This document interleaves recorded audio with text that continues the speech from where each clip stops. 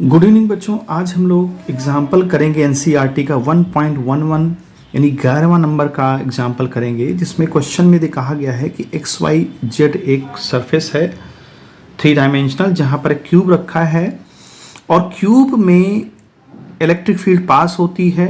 Electric field x direction में ही पास हो रही है। वाई और जेड कंपोनेंट इलेक्ट्रिक फील्ड का 0 है। इलेक्ट्रिक फील्ड एक्स डायरेक्शन में जो दी गई है वो अल्फा एक्स 1/2 दिया हुआ है और अल्फा की वैल्यू दे रखी है। अब हमको ये देखना है कि कितना लेफ्ट साइड से पास होगी और कितना राइट साइड से पास होगी। तो ध्यान दें, अगर हम इसका फ्लक्स पता करते हैं राइट साइड का, तो फ्लक्स राइट साइड का देखिए, राइट फ्लक्स की वैल्यू फार्मूला क्या होता है? फ्लक्स का फार्मूला होता है E इंटू डी एस और इंटू कॉस, यहाँ डॉट हटा दीजिए, कॉस 0 डिग्री, क्योंकि E D S cos theta होता है। अब देखिए इलेक्ट्रिक फील्ड की डायरेक्शन भी इसी डायरेक्शन में है, ऐसे चल रही है, ऐसे चल रही है, और इसका जो फेस है नॉर्मल वेक्टर वो भी इसी डायरेक्शन में, दोनों के बीच में एंगल क्या बनेगा? 0। तो हम यहाँ क्या लिख सकते हैं?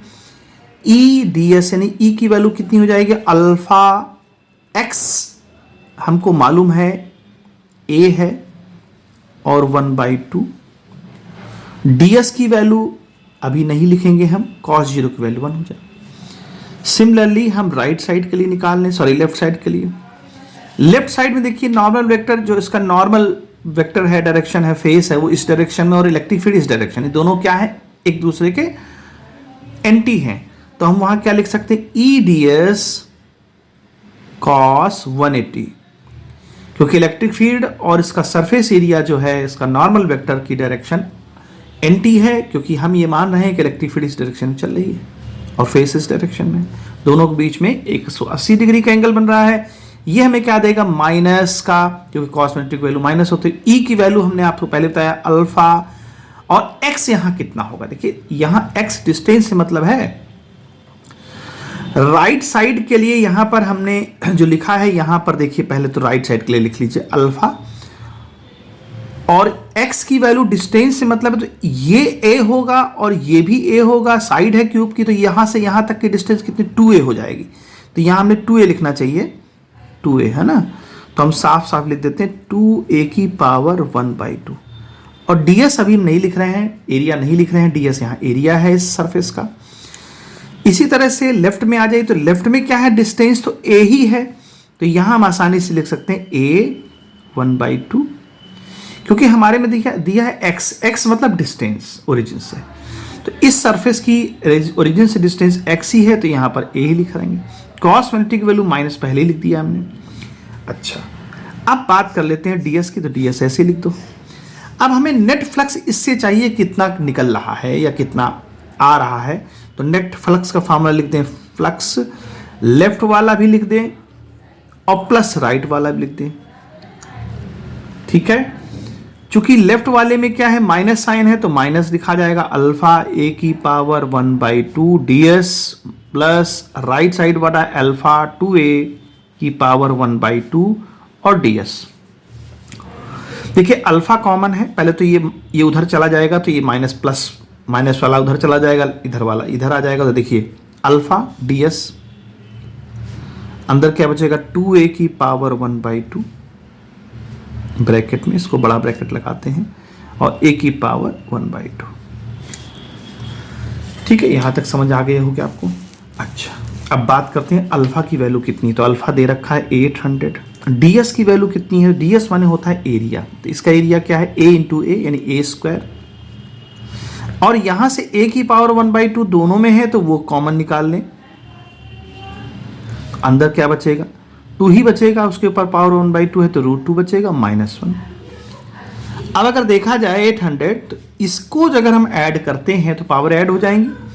2 + 1/2 कितना हो जाएगा? 5/2, और √2 की वैल्यू 1.41 -1।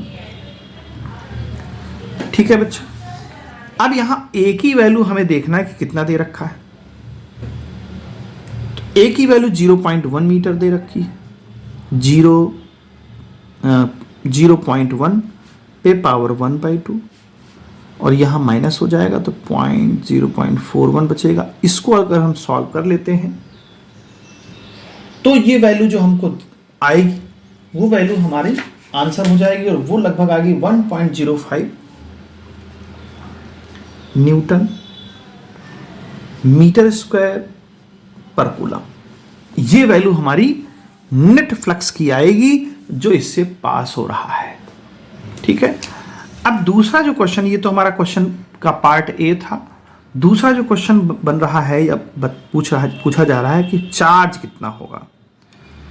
बी ऑप्शन में हमको पूछा गया है, क्वेश्चन में हमको ये पूछा गया है कि find out the charge with in the cube. देखिए फार्मूला आपने पढ़ा है कि फ्लक्स इज इक्वल टू होता है Q अपॉन एप्सिलॉन नॉट, ये आपने पढ़ा है।